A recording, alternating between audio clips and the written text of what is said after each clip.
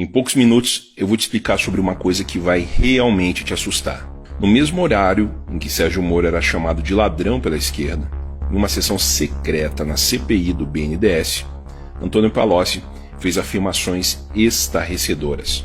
Esqueça o Petrolão. Eu vou te apresentar o maior esquema de corrupção da história humana.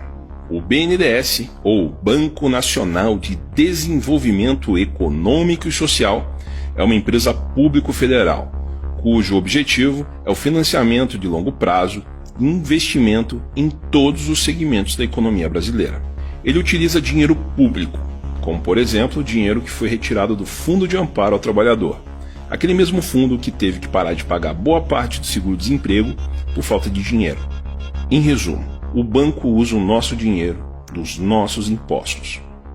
Uma das obras mais comentadas que foram financiadas pelo BNDES foi o Porto de Mariel, que custou para nós 2,3 bilhões de reais.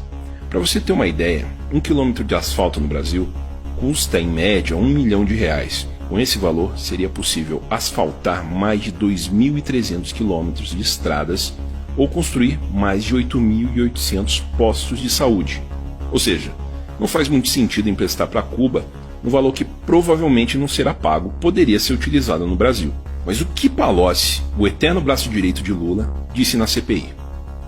Segundo Palocci, o grande articulador do esquema para roubar o BNDES era Lula, que o total liberado pelo banco em transações duvidosas foi em torno de 500 bilhões de reais, exatamente a metade da quantia que a reforma da Previdência pretende economizar para salvar o país em 10 anos. Palocci afirmou que o ex-presidente tinha como objetivo uma espécie de poder mundial, financiando obras e eleições de nações amigas e ganhando muito com isso.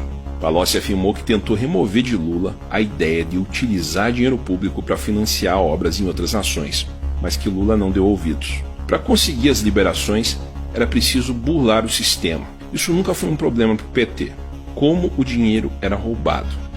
Para você financiar uma obra em um país qualquer, é preciso que aquele país tenha uma nota de pagamento. Ou seja, você atribui uma nota de acordo com a capacidade daquele país pagar ou não o empréstimo. Um país como Angola, por exemplo, seria classificado com uma nota baixa, ele não teria condições de devolver esse dinheiro para o Brasil. Mas Angola teve mais de 14 bilhões de reais em financiamento do BNDES aprovados. A manipulação ocorria nas notas de risco e garantias para pagamento dos empréstimos. O país que não poderia devolver o dinheiro, magicamente se transformava em um bom pagador.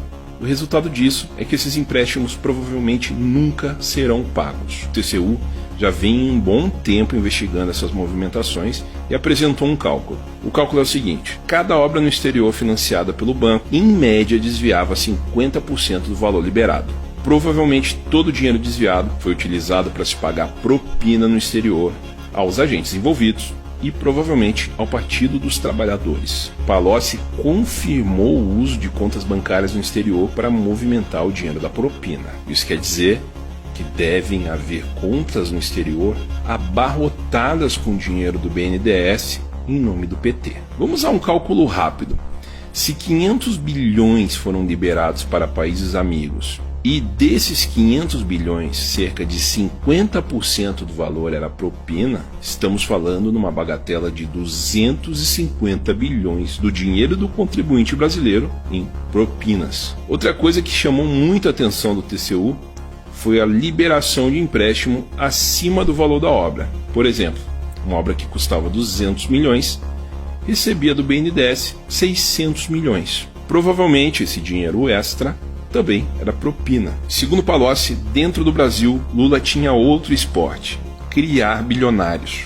Ele dava a palavra final nos escolhidos para serem campeões nacionais, como o JBS, Odebrecht, Eike Batista e vários outros empresários mega milionários. Enquanto milhões de empresários sofrem todos os dias para manter suas empresas abertas sem nenhuma possibilidade de conseguir um financiamento do BNDES, Lula escolhia a dedo os novos bilionários do Brasil.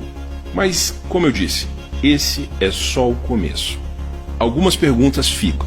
O desespero da esquerda em tentar tirar Lula da cadeia, o financiamento de hackers internacionais, a compra de algumas pessoas da imprensa, tem algo a ver com esses bilhões? Os empréstimos estão sendo pagos? Qual é o verdadeiro tamanho do rombo nos cofres públicos? Que a caixa preta do BNDES seja aberta e que possamos saber de tudo isso. Vamos esperar a resposta desse que já é considerado o maior esquema de corrupção